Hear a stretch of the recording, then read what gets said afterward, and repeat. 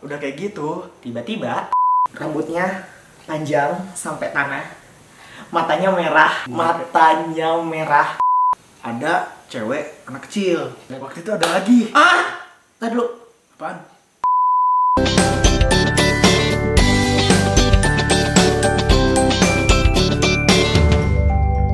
Hai guys, welcome back to my channel kita, The Twin Kentung. Keren kan? Nggak usah pakai keren kan? Nah, Kali ini kita mau cerita mistis ya. oke. Singkatnya apa? Dalam vlog kita ini atau dalam YouTube kita sebutnya adalah krisis. Cerita penuh misterius. Cerita Mistis. sedikit mistis. Oke, cerita sedikit mistis. Mistis. Oke guys, kali ini kita nggak bakal undang bintang tamu, tapi kita akan bercerita tentang pengalaman kita selama tinggal di rumah ini. Pengalaman kita dulu ya. Oke. Pengalaman siapa sih ini sebenarnya, Pak? Pengalaman kita lah, kita berdua. Jadi gini, kita tinggal di sini udah sekitar, kalau gue sendiri ya, gue berarti udah sekitar, gue gak lama banget, gue udah 11 tahun di sini. 11? Iya, 11 tahun. Gue baru 6. Ya. Jadi dulu rumah ini sebelum dibangun, rumah ini adalah rumah tua peninggalan Belanda. Kebetulan rumah ini bagus pada zamannya itu loh, Pak. Pada zamannya ya. Tapi semenjak rumahnya kita tempatin, kebetulan rumahnya itu kan ada dua nih, rumah yang ini sama rumah sebelah sana. Nah sekarang disatuin rumahnya. Ada pengalaman apa sih? Kalau gue cuman 1-2 paling sih. Karena gue kan kurang peka juga orangnya gitu loh. Masa bodoh lah gitu ya. Tapi yang pernah gue alamin ya, 1 anak kecil, 2 suara tangisan perempuan. Oke.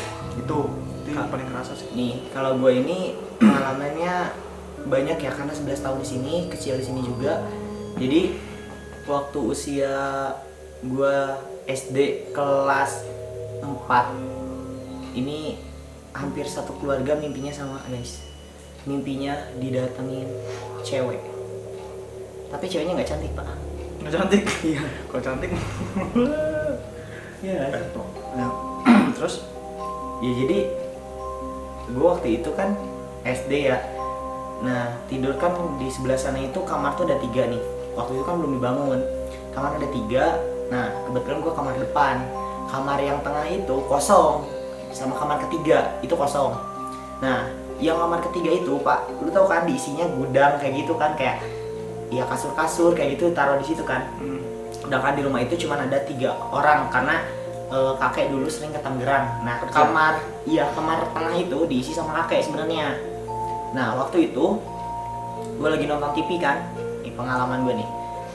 Gue nonton TV dan si TV-nya itu tiba-tiba mati dong, Pak. Di jam? Itu waktu itu gue nonton film, Gak usah disebutin gue ya. gak usah tit gitu ya. Pokoknya gue lagi nonton film malam, kebetulan keluarga udah pada tidur di ruang tengah gitu kan. Nah tiba-tiba TV-nya mati sendiri. Nggak mungkin dong tikus lewat dimatiin, nggak mungkin kan, Pak ya. Nonton sendiri atau bareng-bareng atau gimana? Ya mungkin gue sendiri, gue manusianya sendiri, nggak tahu ada yang nonton lagi. Kayaknya mereka udah ngantuk matiin gitu kan. Nah udah tuh, gue takut kan, gue langsung lari ke kamar.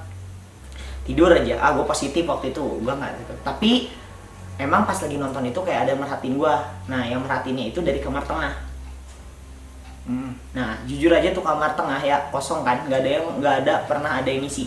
Kalau ada kakek doang, itu pun beberapa bulan sekali gitu kan. Iya. Nah terus abis gitu besoknya gue dimimpiin. Gue dulu yang mimpi. Jadi si mimpinya itu gue didatangin ceweknya itu bilang gini, pakai bahasa Sunda, tong sieun mau ngaganggu. Dia bilang gitu kan. Jangan takut, nggak bakal ganggu. Nah bener, dia bilang gitu. Ya tetap aja kan gue takut ya. Nah dari situ oke lah, gue mencoba untuk tidak takut gitu kan.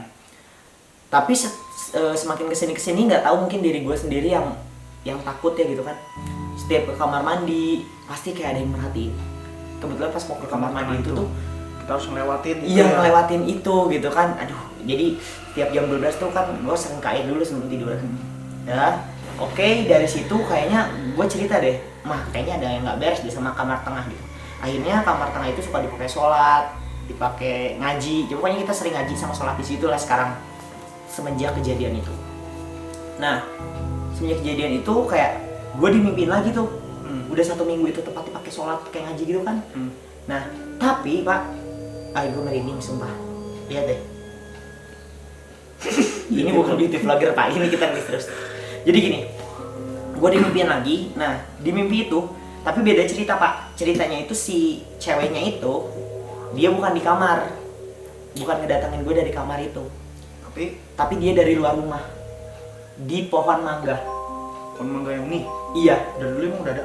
Dari dulu itu udah ada, tapi dulu itu lebih ada. Adik kita punya 4 pohon mangga, cuman 3 kita tebang. Jadi sekarang tinggal 1 yang. Oh semenjak gua tinggal di sini tuh baru udah ada 1? Iya ada 1 gitu. Nah habis itu gua mimpi kan didatangin tuh kan si ceweknya ada di pohon mangga. Tuk tuk tuk, dia buka pintu, gua buka pintu dong. Nah di mimpi itu gua udah bangun, mama gua sama nenek bangun kan, bangun dari, maksudnya bukan bangun dari mimpi tapi bangun dari tidur. Kita tuh kayak tidur padahal itu mimpi, terus bangun kan. Nah terus kita buka tuh pintu bertiga. Nah terus dia bilang katanya dia mukanya muka kayak, lu nggak tahu nggak sih, rambutnya panjang sampai tanah, matanya merah. Kebayang kan? Itu kebayang banget. Matanya merah. Nah setelah matanya merah tuh kan kayak keluar darah itu loh. Kayaknya dia nangis, nggak tahu kenapa. Dia tuh minta masuk ke dalam. Nah dari situ gue bilang, Indit maneh, pergi kamu, jangan masuk lagi ke rumah ini bukan rumah kamu gitu kan. Indit maneh, intina maneh tong asup di kayaknya iya.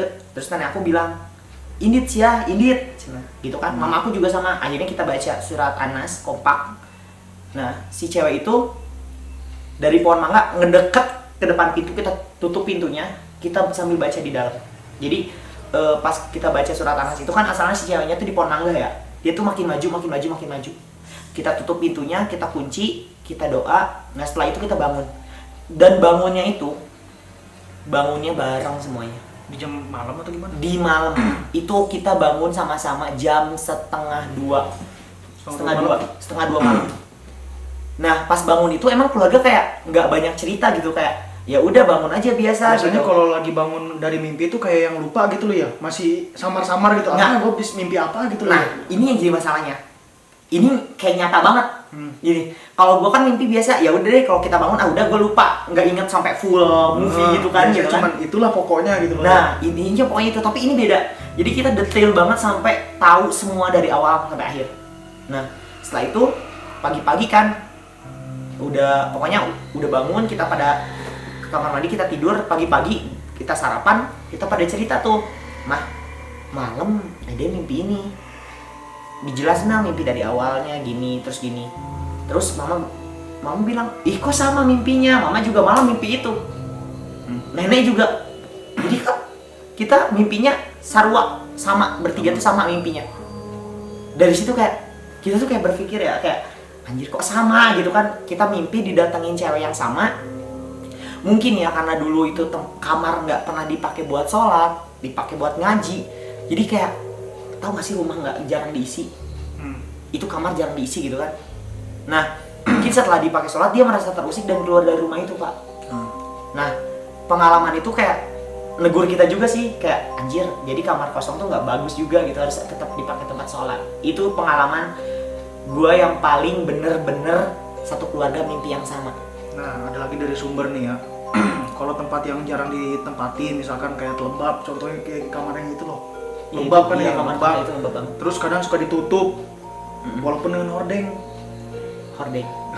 Kayaknya mungkin itu salah satu faktor dia udah bisa nempatin itu loh. Aduh ini nyaman nih tempatnya nih, apalagi nggak ada orang yang tempat buat ibadah atau gimana gitu loh. Bukannya gue sok cuci ya, gue orang pendosa gitu, tapi kan gimana, emang bener sih kerasa banget itu hawanya gitu loh, beda gitu loh.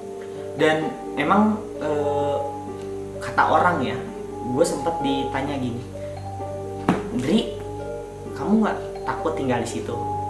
Gue bilang kenapa harus takut gitu kan, itu rumah saya gitu kan. Karena orang tuh kalau malam aja lewat tuh kayak tiap ngelewat ke depan rumah pasti jalannya cepet. Hawanya beda Katanya banyak yang ngomong. Padahal kita sendiri yang di dalam ya biasa aja gitu kan. Ya, karena kita biasa tempatin. Nah itu pengalaman. Tapi pengalaman lu selama tinggal di sini, dia kan lu kan pindahan. dari Bogor. Nah waktu itu sih gue kayak gimana sih, baru balik sekolah tuh, zaman-zamannya sekolah. Gue di lantai 2 kan nempatinnya, jadi gue biasanya kalau pulang sekolah tuh jam 2-an langsung ke atas, buka sepatu biasalah kayak gimana, nggak belum ganti baju gimana sih anak sekolahan, rebahan langsung gitu loh kasur, main HP chatan atau gimana gitu. Nah pintu gua kebuka, pintu yang arah dari tangga itu kan selalu kebuka gitu loh, kalau malam ditutup karena takut ada tikus mungkin atau apa yang naik. Nah udah kayak gitu dibukalah, itu masih jam 2 sore setengah 3-an lah, udah kayak gitu gua ngeliat main HP itu kan gini lah ya, gini. Terus kita kan ada sudut pandang yang nggak kelihatan, tapi kelihatan gitu loh. Iya, gue tahu. Jadi lu kayak ngelihat ke sini, tapi ada beberapa sudut pandang lu, mata tuh bisa ke sini sama ke sini kan, gitu. Cuman itu doang paling kan ya, samar-samar itu pun gitu loh, nggak fokus karena gue fokusnya ke HP. Iya. Sambil tiduran, gue ngeliat di ujung sudut pandang mata gue itu ada cewek anak kecil. Kebetulan dia ini punya 2 anak kecil. Bukan anak, adik gue. 2 adik anak kecil. Oh, masih ada? Ya pokoknya 2 adik cewek masih kecil. Dan gue masih bisa ngerasain itu anak kecil itu segini gue lah pas sama adiknya ini. Tapi ntar dulu Pak, sebelum lu lanjut ke situ, udah kayak gitu tiba-tiba waktu itu ada lagi. ntar dulu. Apaan?